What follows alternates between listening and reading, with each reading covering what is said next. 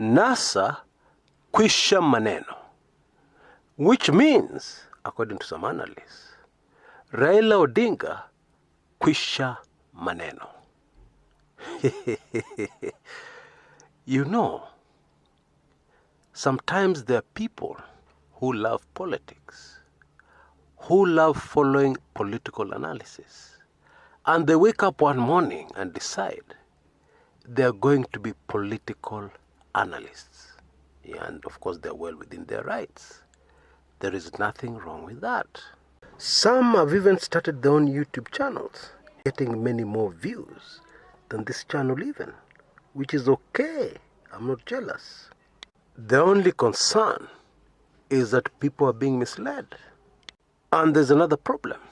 You know, under my late political lecturer, one of the huge problems I had, it was so difficult to kick the habit, which I'm seeing in a lot of this analysis, is this thing of making sweeping statements in politics. I was always too quick to make sweeping statements until I learned that when you make these sweeping statements, chances are very high that you're wrong. Because politics is not an exact science. No. Now, having said all that, I want you to allow me a sweeping statement. Oh yes, over this NASA issue. Because I believe it is important that we emphasize the reality. What has happened here is that two Luyas and a Kamba have decided kushitua Simba. And I will not even mention the Kalenjin in NASA because he was of absolutely no consequence. His inclusion, I believe, was just cosmetic. Kushtua watu.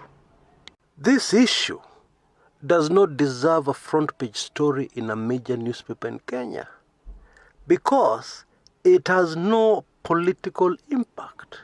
The political impact is very little, very small. Musalia Mudavadi has run on his own for the presidency. How many votes did he get? Kalonzo Musyoka has run on his own for the presidency. How many votes did he get? Hawa Waluya wawili na Mkamba need an alliance much more than ule Mjaluo anaitwa Raila. And I don't know why it is so hard for people to see this. How national is the Wiper political party? How national is ANC? How national is Ford Kenya?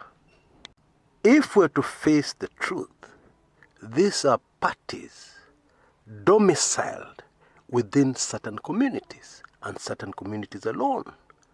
Whatever following or alleged following they have outside their communities is suspect. It's not really there. And so in my view, the real shocking headline or the serious headline should be Raila leaves NASA. That is scary. For all those other presidential candidates. And so it is not possible to say that Kalonzo has abandoned Raila, or Musalia has abandoned Raila, or Weta has abandoned Raila. How now? That does not make sense politically. Now, in case you have not noticed, a man called Kalonzo Musyoka must have very good political advisors currently because they have helped him wake up and smell the coffee and start playing this game to his advantage. And that is why Kalonzo is now giving us the perception that he is the leading light left amongst the former NASA partners. He's ahead of Musalia, he's ahead of Wetangula. That is the perception he has successfully created. Even in making statements like, Wewe Ruto, my top priority is to defeat you. What he has done there is that he has positioned himself on the level of DP William Samoei Ruto as his main challenger. Very smart and very good for Kalonzo Musyoka. But the truth and the reality is that if Kalonzo Musyoka was to run against William Samoei Ruto today, as Kalonzo Musyoka and Kalonzo Musyoka alone, Deputy President William Ruto would win that election at 5 a.m. in the morning. By a landslide. You know, this life is such that what you invest in, what you spend your time doing today, will impact you tomorrow. For instance, in the 90s, Raila was busy getting into trouble, fighting for a better Kenya, fighting against dictatorship. On the other hand, Kalonzo Musyoka was busy supporting a dictatorship. Tingiza, Kanu ni mama na baba.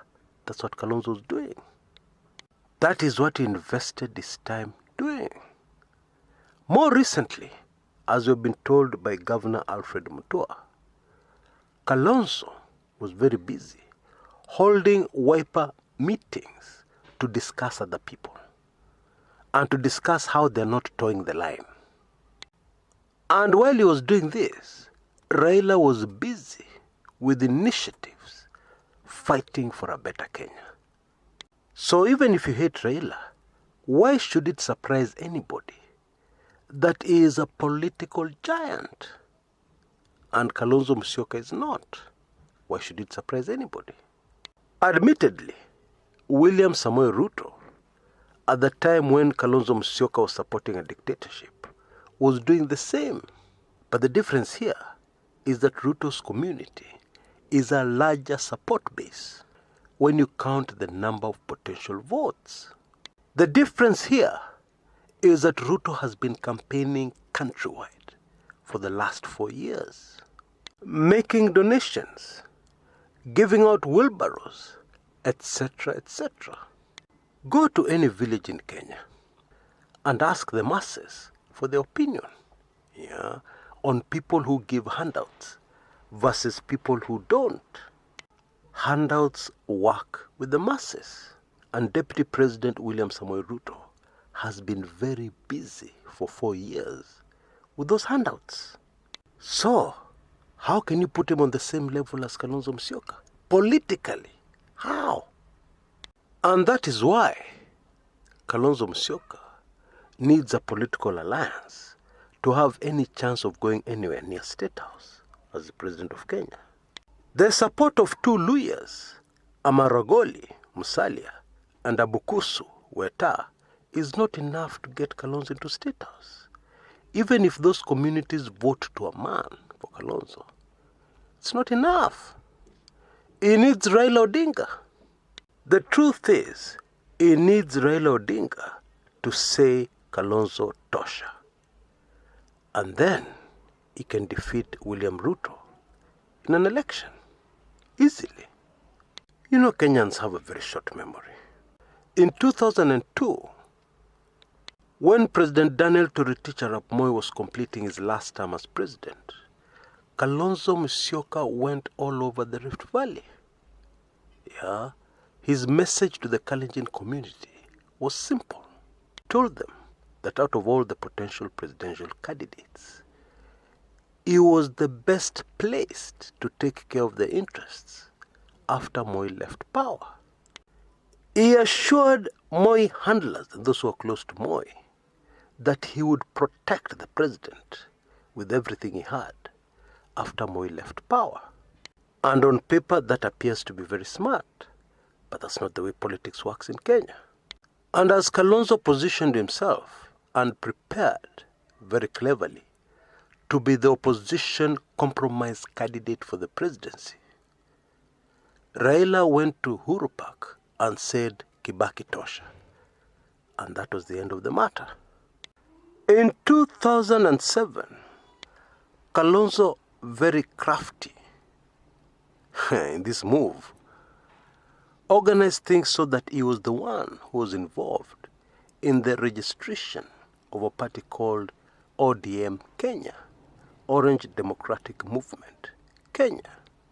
And he knew where the certificate of registration was. And he waited for Raila to campaign countrywide for the Orange Democratic Movement. And then at the last minute, Kalonzo organized for a close ally, Daniel Maanzo, also a lawyer, to run away with the registration certificate. What was supposed to happen next was negotiations. It was very late, almost too late, for Raila to get another vehicle to vie for the elections. And so, it looked like his only option was to look for Kalonzo and negotiate. And you can guess what could have come out of that negotiation. I, Kalonzo, will be the presidential candidate. You, Raila, be the vice president. Okay? I will accept nothing less. Otherwise, tafuta another political party. Kalonzo had cornered Raila. Yeah, and it looked like Raila was finished. He had no option but to be Kalonzo Musyoka's running mate. And then it was discovered that another ODM had been registered by a lawyer from Meru County. This lawyer was quickly approached and agreed to sell the party to Raila Odinga for a fortune. Yeah, the party was called Orange Democratic Movement. There was no Kenya at the end of it. Bottom line, Kalonzo has been trying to be president. Yeah, not since last month, but since 2002. Kwanza jana.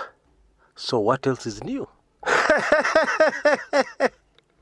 It is easy to see Kalonzo Musyoka's strategy here with this One Kenya alliance, which he wants Raila to join.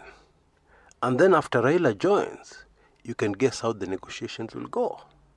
But Kalonzo needs to remember that even NASA, Raila joined.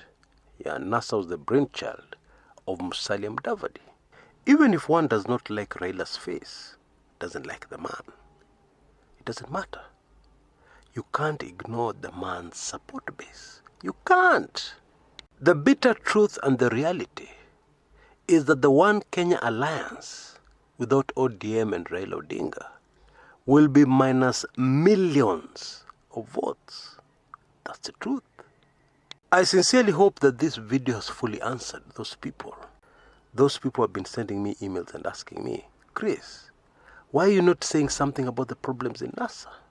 And yet they have serious political implications. Kweli?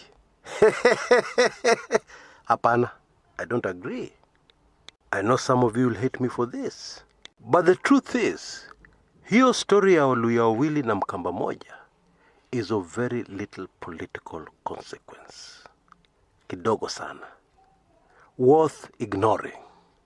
Just like the candidature of billionaire Jimmy Wanjigi for the presidency. Yeah, he wants an ODM ticket to run for the presidency. Just like that story. Although the Jimmy Wanjigi story is more interesting, much more interesting. It'll have little political impact, but it is more interesting to discuss, mainly because of the character of this man called Jimmy Wanjigi.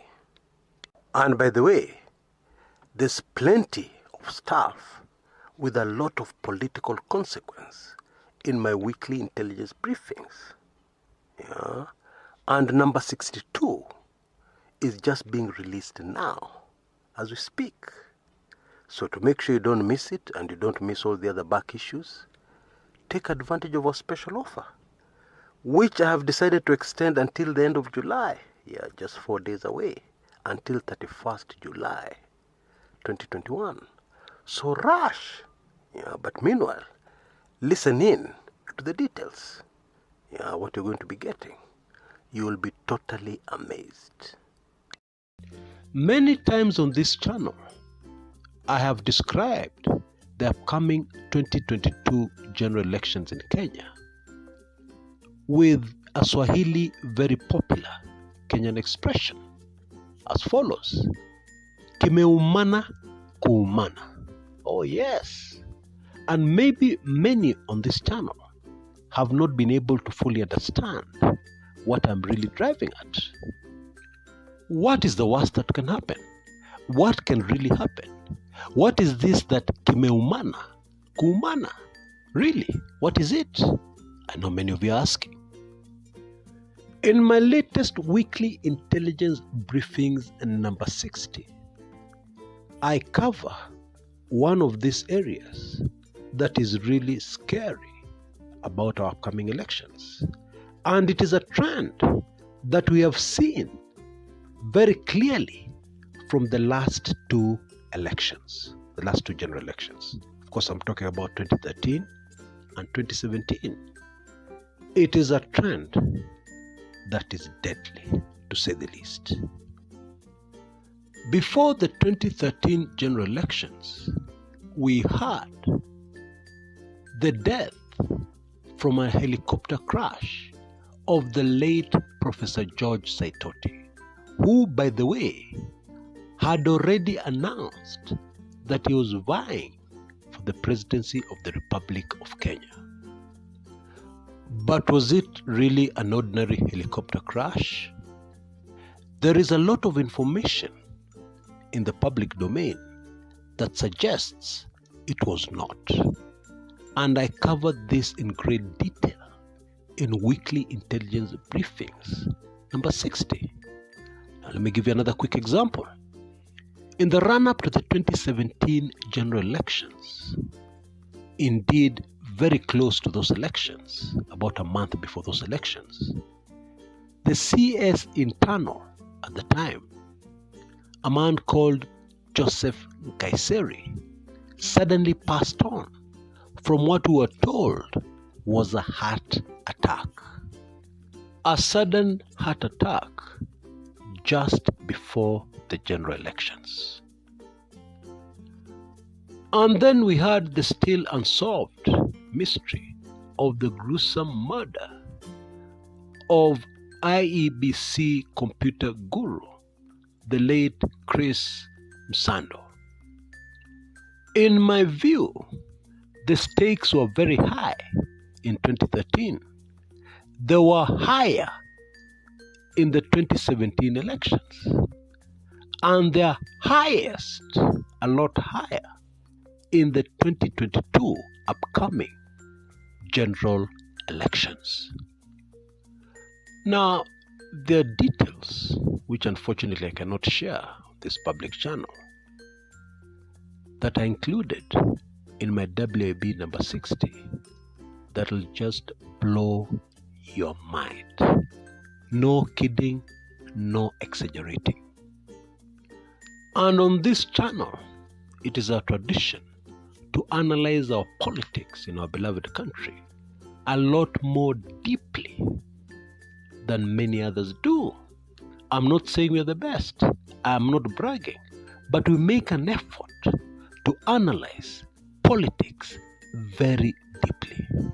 And therefore, the analysis of this highly sensitive area, must be done. Otherwise, we will be cheating our subscribers and indeed our fans and followers if we somehow leave it out conveniently from our deep analysis, because it is all part of the upcoming Kimeumana Kuumana 2022 general elections. Now, times are hard. There's no doubt about that. And many of you, my beloved fans and followers of this channel, may many times feel that you're being left out because of the relatively high cost of being a weekly intelligence briefings subscriber. But I have great news for you today. For the next 4 days, from the day this video was published, you will be able to become a temporary subscriber for the weekly intelligence briefings for 2 whole months for only 9.95 Kenya shillings or $9.95. This has been the special offer for a monthly subscription, but now you can get 2 months. And even for those who your subscription has expired, you can now extend it for 2 whole months for only $9.95 or Kenya shillings 9.95 only. Go for it. I'm afraid you only have 4 days. In my opinion, the current special offer for a whole year and even for lifetime subscription, you never need to pay again, is also very reasonable, very low. So please take advantage. This offer will not remain forever. Indeed, it is going to end very soon, if I can give you a heads up. Those who normally pray for a lovely, beloved motherland, I urge you to step up your prayers concerning our next general elections. Until next time, this is Kshs. Kumekucha.